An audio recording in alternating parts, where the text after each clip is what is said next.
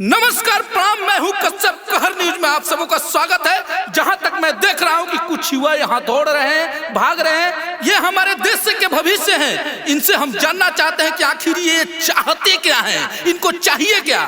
हाँ हाँ बोलिए, आपको क्या चाहिए, क्यों आप इतने परेशान हैं? अरे तो रुकिए रुकिए, सुनिए। हाँ जी, नमस्ते प्रणाम। हाँ सुनिए सुनिए, नीतीश चाचा नौकरी के भरती निकाली जी। लगलब्बी से ना सुर में कोई बो भैया आबो। ADR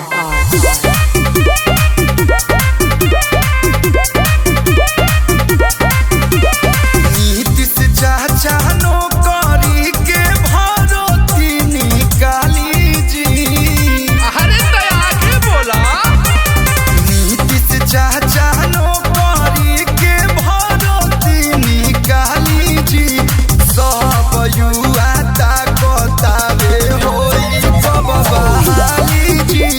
सब युवा ताकतावे होई सब बहाली जी। हाँ तो दोस्तों, देखा आप लोगों ने कि ये युवा कितना परेशान है। अरे रुकिए रुकिए, अभी 2 लाइन बाकी है। गाइए। अगुआ ना चढ़ता रे हमारा दुआर जी। समस्या तो बड़ी जटिल है। अरे अगुआ ना चढ़ता रे हमारा दुआर जी। तो कोई से के बड़ी बोली वंश परिवार जी। अरे कोई से के बड़ी बोली कुल खानदान जी। ये तो बात तुम सही बोल रहे हो। अरे ये मैं क्या देख रहा हूँ, हमारे देश की बेटियां भी दौड़ रही हैं, मेहनत कर रही हैं। कैमरामैन फॉलो मी, सबको फ्रेम में रखो, कोई कंटा नहीं चाहिए। आइए इन लोग से पूछते हैं कि आप लोग क्यों इतना दौड़ रही हैं। फिटनेस के लिए। मैं आप लोगों से कुछ पूछना चाहता हूँ। पूछिए। ये जो सारे युवा दौड़ रहे हैं नौकरी के लिए, फिर भी इन लोगों की सरकारी नौकरी नहीं मिल रही है, इन लोगों के बारे में आप क्या कहना चाहती हैं? अरे ये सब दिखावा है, इनकी सच्चाई मेरे से सुनिए। हाँ हाँ सुनाइए। पढ़ के बेरी स्कूलिया के घुमला तू पीछे। तू देखले बारू। पढ़ के बेरी स्कूलिया के घुमला तू पीछे। 10 गुल्ली डंडा अरे खूबसूरत हो जाए प्यार। 10 गुल्ली डंडा खेलला पेपरा के नीचे। 10 गुल्ली डंडा खेलला पेपरा के नीचे। नया मीडिया भैया ये झूठ बोलती है, माइकवा है ले आई। हाँ तो तुम सच बताओ, क्या बात है? देखी, हम एगो लड़की से बेपनाह मोहब्बत करत रही। बियाह सेटे होके वाला रहे, लेकिन मैं पट्टीदार गोतिया दे मिल के हमार बियाह काट दिला। कल से लड़का नौकरी ना करेला। अब वही गरी से दिल टूटल बा। सरकारी नौकरी खातिर दौड़त नहीं, देखी हो जाए तो ठीक, नहीं हो तो अब का कर सकी। So sad. अरे ये झूठे लफंगे ऐसे ही बोलते हैं, दिखावा करते हैं। दिल टूटने के बाद कोई ऐसे करता है क्या? देखो दिखावा। झूठ नहीं के बोलत। तू शहरी, हम शहर के सोच रखेलू। हमनी के देसी खाटी मरद देहाती हो जा। अरे कुछ मिजाज में बताओ ना, बताओ मिजाज में बताओ। अरे तहरा शहर में संडे मंडे ट्यूसडे होला, और हमनी के यहाँ सोमवार मंगल तवार होला। आ तहरा के यहाँ खाना में इडली डोसा सांभर चाभेलू, हमनी के लिट्टी चोखा अचार होला। आ तहन लोग के दिल टूटेला तो तहन लोग सैड सॉन्ग सुनेलू लोग। के कर जुबिन नौटियाल के कौन होला? नयका बेदर्दी से प्यार। चुप कॉपीराइट आ जाएगा। अरे तहन लोग के दिल टूटेला तो हम लोग सैड सॉन्ग सुनेलू लोग, और हमनी के दिल टूटेला तो हमनी के कपार पर यूपीएससी के भूत सवार होला। इलाहाबाद जाओगे क्या बाबू? गलत बात, जोगी बाबा ने प्रयागराज रख दिया है। तो सिर्फ नाम ही चेंज करेंगे, वैकेंसी।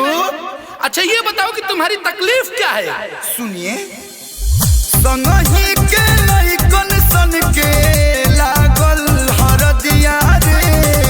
कहिया ले चढ़ी हमारा, क्या? कहिया ले चढ़ी हमारा बड़ी बरदिया रे। कहिया ले चढ़ी हमारा। What do you mean हरदिया बरदिया? तो सुनो, माही बाबू ताना मारो सूठे दरदिया रे। कहिया ले चढ़ी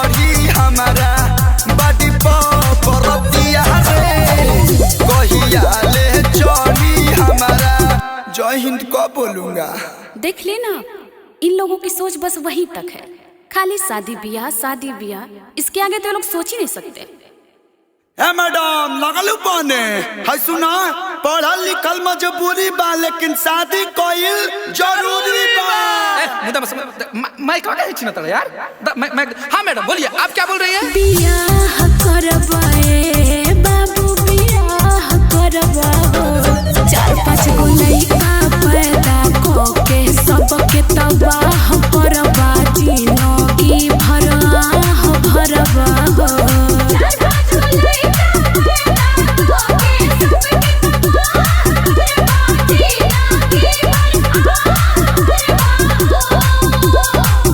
भाई बड़ू ज्योतिषी जान गलू कि हम जिंदगी तबाह करो भविष्य में। अरे यार मैडम ठीक ही तो बोल रही हैं, बच्चा पैदा कर दोगे, कहाँ से खिलाओगे, कहाँ से पिलाओगे इन लोगों को? टूटा घर के बुझा तनी का, बाप दादा के इतना जमीन बपन हवा पर के 2 खट्टा बेचब तो जिंदगी भर खाई। पुश्तैनी जमीन बेचबा कहा बे यार? 4 लाइन पास भइल बा लेकिन हम अपना बल पे कुछ कइल चाहता नहीं। इरिटेट हो रहे हैं तुम्हारी बातों से, तुम चाहते क्या हो? लास्ट बार बताओ। सुना सुना ए मोदिया चाचा सुना,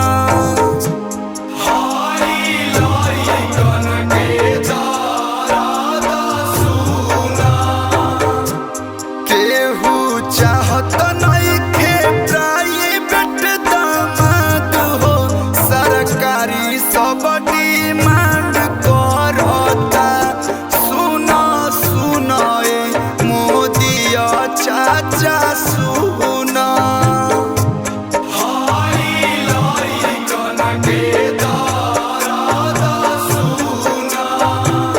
मैम आप भी कुछ कहना चाहती हैं क्या? नो कमेंट्स। ओके। ए रिपोर्टर साहब यार आई। हाँ हाँ बोलिए। ई न्यूज़वा कौन टीवी चैनल पे आई? यूट्यूब पे। पंकज भैया तनी देवल लॉन्ग लाता। चलो चलो भागो भागो। कैमरामैन शुभम तिवारी के साथ मैं अखिलेश कश्यप निकलता हूँ। कहर न्यूज पे आप लोग बने रहिए। अन्नपूर्णा फिल्म को सब्सक्राइब कर दीजिए, ललका बटन दबा के घंटी बजा दीजिए। जय हिंद, जय भारत। रैंडम मचा के बजाओ लोग, कहाँ फेरा